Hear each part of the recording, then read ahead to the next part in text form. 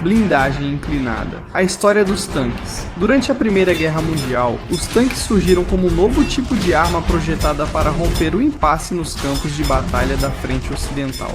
Mesmo que não tenham conseguido cumprir a tarefa, os tanques provocaram uma revolução na guerra durante a Segunda Guerra Mundial.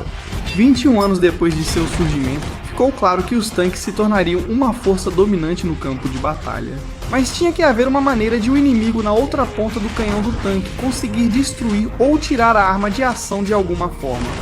E assim começou a corrida entre a construção de veículos blindados e a construção de armas anti-blindagem.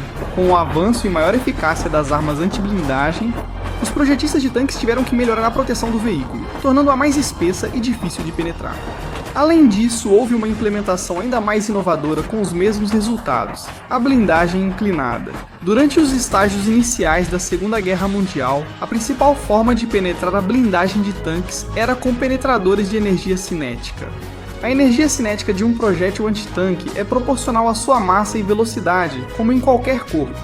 É o produto de metade da massa pelo quadrado da velocidade do objeto. Quanto maior for um desses fatores, mais poderoso será o projétil e, consequentemente, maior será sua capacidade de atravessar a blindagem. Uma vez que o projétil penetra a blindagem, o alvo é destruído pelo calor e pela pressão produzidos, ou pela dispersão de partículas do projétil, também conhecidas como estilhaços. Com o tempo, o calibre, peso e velocidade dos projéteis antitanque cresceram, tornando-os mais eficazes contra tanques. Para aumentar as capacidades de proteção dos tanques, os construtores equiparam os tanques com placas de blindagem mais espessas, para acompanhar o aumento da energia cinética dos projéteis. A produção de blindagens espessas aumentava o peso total do tanque. Isso exigia mais aço e elevava os custos de produção, mas a blindagem inclinada resolveu o problema. Assim como nas placas de blindagem anguladas, os construtores conseguiam melhor proteção mantendo a mesma espessura da blindagem. A blindagem inclinada trazia vários benefícios à proteção do tanque.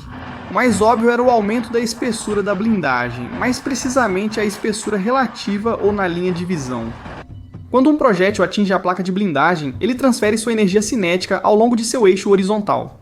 Na blindagem vertical, a espessura ao longo da linha de visão é a espessura real da placa. Blindagens inclinadas têm espessura aparente maior que a real na linha de visão. Quanto maior o ângulo de inclinação da blindagem em relação à vertical, maior será sua espessura relativa ao longo da linha de visão. Blindagens inclinadas a 60 graus têm espessura relativa 2 vezes maior que a real. Projéteis de energia cinética precisavam atravessar o dobro de aço se a blindagem fosse vertical. Normalmente, as placas inclinadas ficavam na frente do tanque. Como essa era a direção de ataque mais provável, uma blindagem inclinada protegia melhor a área do tanque, mas não economizava peso ou material. Isso se devia em grande parte ao fato de que, em comparação com placas verticais, as placas de blindagem inclinadas precisavam ser mais longas para cobrir a mesma altura. Uma combinação de placas inclinadas usadas para envolver uma seção do tanque era benéfica para a economia de material.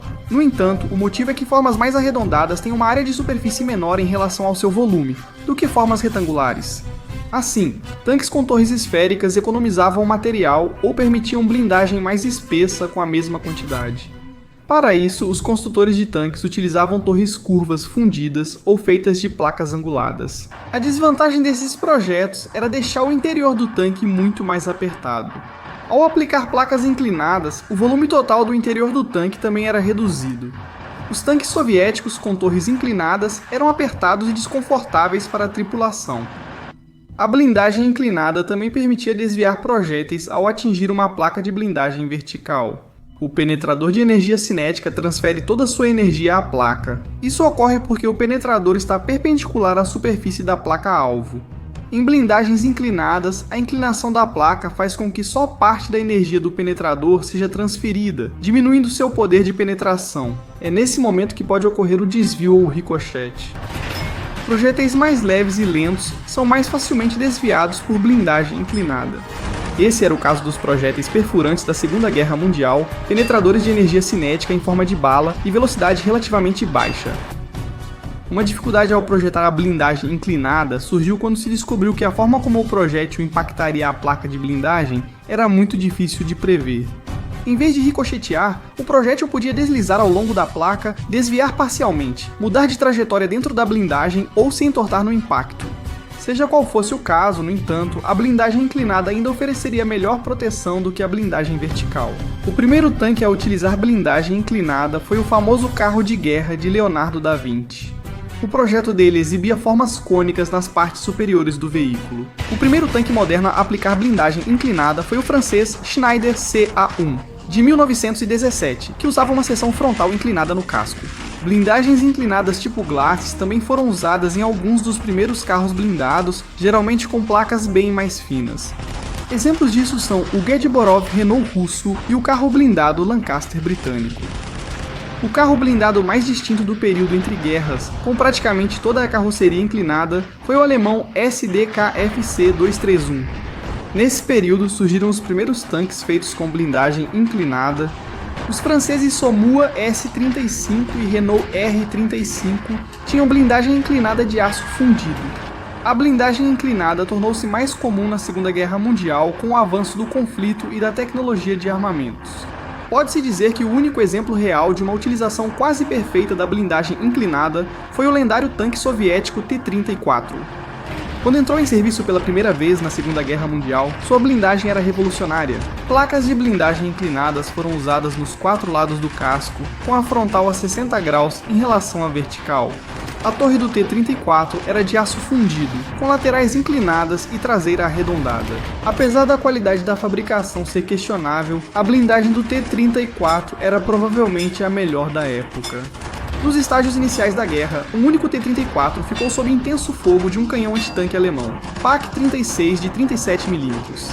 A tripulação alemã relatou ter que disparar 23 projéteis contra o tanque soviético, e só conseguiu travar o anel da torre do tanque. Os tanques alemães Panzer III com canhão Kampfwagen Canone 36 de 37 mm eram quase inúteis contra os T-34.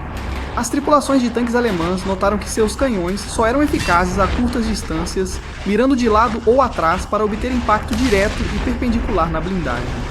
Pioneiros na blindagem inclinada, os soviéticos usaram esse design em quase todos os tanques, como o T-60 e o T-70, e depois os pesados IS-2 e IS-3.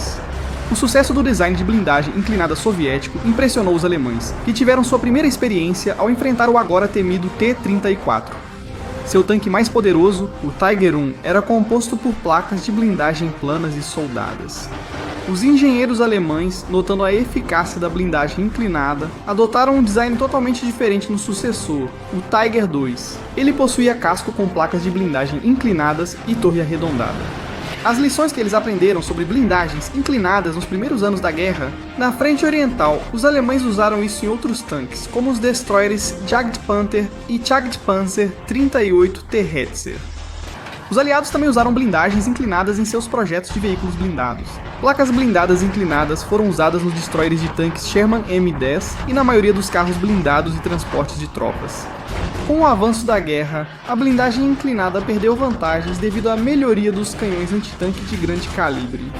O canhão antitanque alemão PaK-40 de 75 mm e os de 80 e 8 mm do Tiger conseguiam perfurar a torre frontal do T-34 a até 1.200 metros, ou 3.900 pés, de quase qualquer ângulo.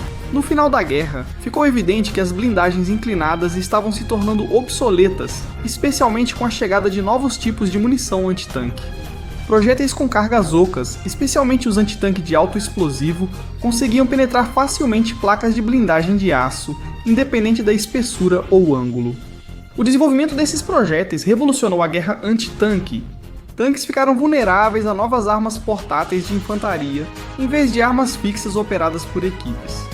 O princípio básico de aumentar a proteção da blindagem inclinando-a já não era mais suficiente. Os projetistas de tanques de nova geração precisaram criar ou usar novos materiais para resistir ao impacto de projéteis altamente explosivos.